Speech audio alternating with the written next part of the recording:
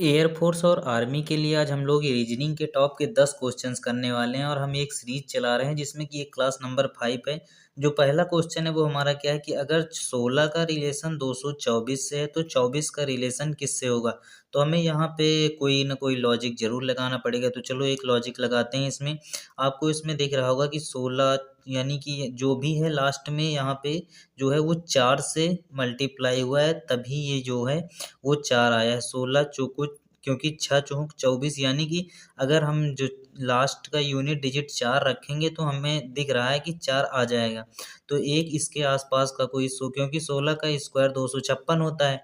तो यहाँ पे अगर हम 256 ज़्यादा हो जाएगा तो हम 14 से अगर करते हैं 2 घटा के, क्या किया हमने 16 से 2 घटा के 14 से करते हैं तो देखते हैं कितना आएगा।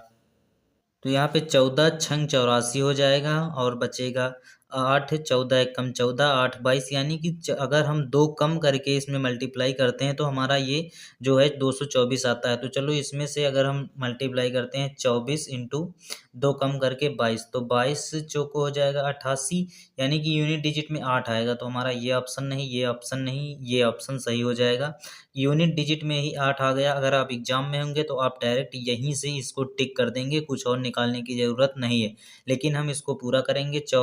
वो 22 चौको 88 और बचेगा 8, 22 दूना 44 और 44 8 52। तो हमारा जो ऑप्शन नंबर बी है वो कह रहा है कि यदि ई बराबर 5 है और फेस बराबर 15 है तो कवर बराबर क्या होगा। ई बराबर 5 तो इसकी प्लेस वैल्यू ही लिखी है। तो फेस को हम लोग एक बार देखते हैं। फेस को अगर 15 लिखा है तो हमने सबसे पहले यही बताया कि सबसे पहले प्लेस वैल्यू लिखनी है। यहाँ पे 5 और देखने में लिख रहा है 6 1 7 6 13, वो 7 3 10 5 15 यानी कि प्लेस वैल्यू को ऐड करके लिखा गया और कुछ नहीं। तो कवर को ही ऐसे लिख सकते हैं। कवर यानी कि 3 और फिर 15 22 और 5 और 18। तो यहाँ पे कितना हो जाएगा 15 5 20, 20 20 40 है ना। यहाँ का 2 बचा तो यहाँ पर 2 यानी कि 40, यहाँ इसको और यहाँ पे जो 2 बचा उसको 50 लिखते हैं।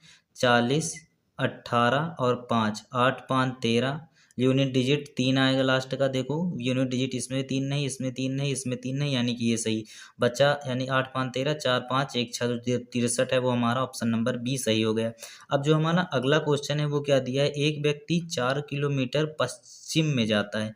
तो हम डायरेक्शन बना लेते हैं। पूर्व, ये हो गया पश्चिम, ये हो गया उत्तर हमारा और ये हो गया दक्षिण। तो क्या कह रहा है, ये पूर्व ये पश्चिम में कितने किलोमीटर जाता है 4 किलोमीटर। यहाँ पे कोई व्यक्ति खड़ा है, पश्चिम में गया 4 किलोमीटर, ठीक है, जाता है। फिर अपने दाएं मुड़ता है। अगर इस तरफ को जा रहा तो दायां इस तरफ मुड़ेगा और यहाँ पे कितना चला 3, ठीक है। फिर वह अपने दाएं मुड़ता और 9 चलता, फिर वो अपने दाएं मुड़ता है और 9 चलता है, 9 चलता है और वह फिर अपने शुरुआती बिंदु से किस दिशा में, वो अपनी शुरुआती बिंदु से किस दिशा में। तो यहाँ से अगर हम लोग देखने इसको बैठते हैं तो ये हमारा हो जाएगा पूरब, वो उत्तर पूर्व। उत्तर पूर्व जो है हमारा ऑप्शन नंबर ए वो सही हो जाएगा। क्वेश्चन नंबर 4 है वो क्या कह रहा है कि हमारे पास ये कोई सीरीज दी है, इसके आगे वाला टर्म क्या होगा, इन चारों में से ये बताना है। तो हमें यहाँ पे देखने को मिल रहा है ए बी सी, फिर x W we D E F U T S G H आई। तो हमें एक सीरीज तो ये देखने को मिल रही है A B C D E F G H I, यानी कि एक सीरीज तो हमें ये देखने को मिल गई। और दूसरी कौन सी देखने को मिल रही है, S T U V W x. S के पहले क्या आएगा, एस के पहले जो आएगा उसको यहाँ पे हम शुरू करते हैं। तो जैसा कि यहाँ पे दिख रहा है कि एस से हमें पीछे जाना है, तो पी क्यू आर फिर S T U V W x. तो जो हम जहाँ पे भी हमारा ये ऑप्शन दिखेगा वो हमारा सही हो जाएगा, जो कि ऑप्शन नंबर डी है। अब हमारे पास जो हमारा अगला क्वेश्चन है वो ये दिया है। क्योंकि कक्षा में ए यहाँ पे नीचे नहीं ऊपर होना चाहिए था, नहीं तो पूरा क्वेश्चन ही गलत हो गया। ए ऊपर से 7वां और बी नीचे से 9वां है, यानी कि जो ए है वो ऊपर से 7वां है और बी जो है वो नीचे से 9वां है।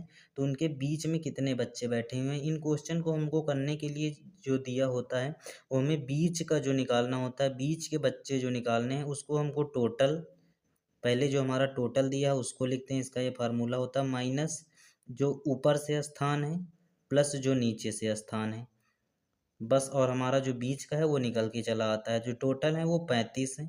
यहाँ पे हम माइनस करेंगे 7 3 10 6 16, 9 1 10 6 16, हाँ 16। तो यहाँ पे हमारे पास जो निकल के आएगा वो 35 में से अगर हम 16 घटाते हैं तो 19, यानी कि ऑप्शन नंबर जो बी है वो सही निकल के आएगा। यानी कि जो बीच में बच्चे बैठे हैं वो 19 हैं। अब यहाँ पे हमें निकालना है विषम कौन सा है, तो यहाँ पे जो विषम है वो हमें बताना है कि कौन सा सबसे अलग है, कमांडर है, कोमोडर है, ब्रिगेडियर है या फिर एडमिरल है। तो जो कमांडर होता है वो भी नेवी में होता है, जो कोमोडर होता है वो भी नेवी का है, जो एडमिरल है वो भी नेवी का है, लेकिन जो ब्रिगेडियर है ये आर्मी वाले में होता है। तो ये जो तीनों हैं वो एक हैं, लेकिन ब्रिगेडियर अलग हो जाएगा। अब जो हमारा अगला क्वेश्चन है वो ये दिया हुआ है कि अगर क्यू को हम लोग मल्टीप्लाई लिखते हैं, आर को डिवाइड लिखते हैं, और जो क्या बचा है ये जो टी है इसको माइनस लिखते हैं, और जो पी है उसको प्लस लिखते हैं, तो इसकी जगह पे क्या होगा।